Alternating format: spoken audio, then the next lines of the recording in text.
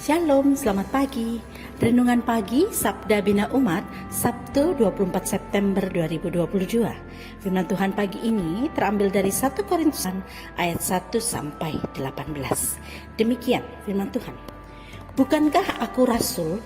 Bukankah aku orang bebas? Bukankah aku telah melihat Yesus Tuhan kita? Bukankah kamu adalah buah pekerjaanku dalam Tuhan?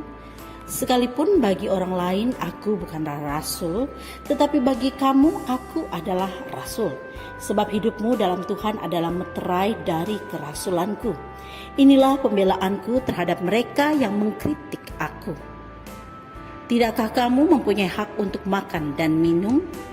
Tidakkah kamu mempunyai hak untuk membawa seorang istri Kristen dalam perjalanan kami seperti yang dilakukan rasul-rasul lain dan saudara-saudara Tuhan dan Kefas? Atau hanya aku dan Barnabas sajakah yang tidak mempunyai hak untuk dibebaskan dari pekerjaan tangan? Siapakah yang pernah turut dalam peperangan atas biayanya sendiri? Siapakah yang menanami kebun anggur dan tidak memakan buahnya? Atau siapakah yang menggembalakan kawanan domba dan yang tidak minum susu domba itu? Apa yang kukatakan ini bukanlah hanya pikiran manusia saja. Bukankah hukum Taurat juga berkata-kata demikian? Sebab dalam hukum Musa ada tertulis, janganlah engkau memberangus mulut lembu yang sedang mengirik. Lembukah yang Allah perhatikan? Atau kitakah yang ia maksudkan? Ya, untuk kitalah hal ini ditulis, yaitu pembajak harus membajak dalam pengharapan dan pengirik harus mengirik dalam pengharapan untuk memperoleh bagiannya. Jadi jika kami telah menaburkan benih rohani bagi kamu, berlebih-lebihankah kalau kami menuai hasil duniawi daripada kamu? Kalau orang lain mempunyai hak untuk mengharapkan hal itu daripada kamu, bukankah kami mempunyai hak yang lebih besar? Tetapi kami tidak mempergunakan hak itu. Sebaliknya kami menanggung segala sesuatu supaya jangan kamu mengadakan rintangan bagi pemberitaan Injil Kristus.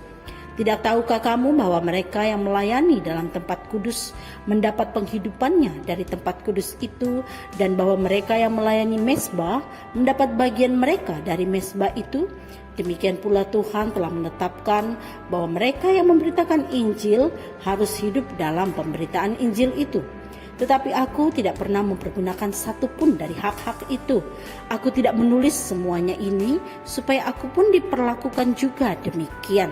Sebab aku lebih suka mati daripada sungguh kemegahanku tidak dapat ditiadakan siapapun juga.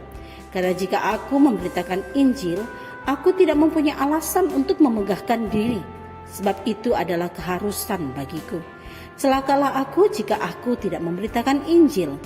Kalau andai kata aku melakukannya menurut kehendakku sendiri, memang aku berhak menerima upah. Tetapi karena aku melakukannya bukan menurut kehendakku sendiri, pemberitaan itu adalah tugas penyelenggaraan yang ditangguhkan kepadaku. Kalau demikian, apakah upahku? Upahku ialah bahwa aku boleh memberitakan Injil tanpa upah, dan bahwa aku tidak mempergunakan hakku sebagai pemberita Injil. Demikian firman Tuhan. Renungan pagi ini bertema pemberita Injil yang jujur. Berdasarkan hukum Musa, sudah sewajarnya pelayan-pelayan Tuhan mendapatkan nafkah dari pelayanannya. Hal ini sejalan dengan yang dikatakan Tuhan Yesus ketika mengutus ke-12 dan ke-70 murid untuk menyampaikan bahwa kerajaan Allah sudah dekat. Akan tetapi dalam menjalankan tugasnya sebagai seorang pemberita Injil, Rasul Paulus tidak pernah menggunakan satupun dari hak-hak itu, sebab ia tidak ingin menghambat pemberitaan Injil Kristus.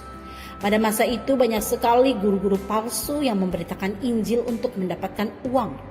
Paulus lebih memilih untuk tetap menjadi pembuat tenda untuk menghidupi dirinya daripada memberitakan Injil untuk mendapatkan uang.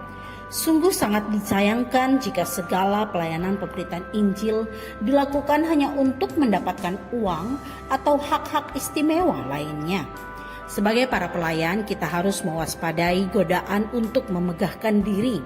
Merasa apa yang kita kerjakan sudah sangat luar biasa, sehingga merasa berhak untuk mendapatkan perlakuan yang istimewa dari orang-orang yang sudah kita layani.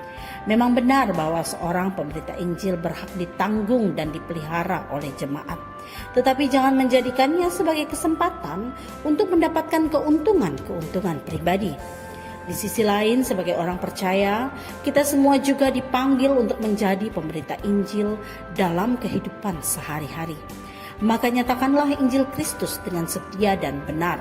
Jangan mau disogok dengan kesenangan dunia, tetapi pakailah setiap karunia, jabatan, keterampilan, dan semua hal yang Allah anugerahkan untuk melayani Allah.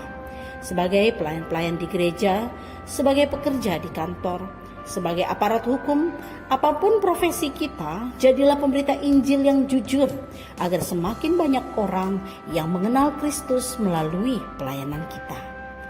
Doa pagi ini, Tuhan, berilah kami keteguhan hati, agar kami dapat menjadi pemberita Injil yang jujur dalam hidup sehari-hari. Amin.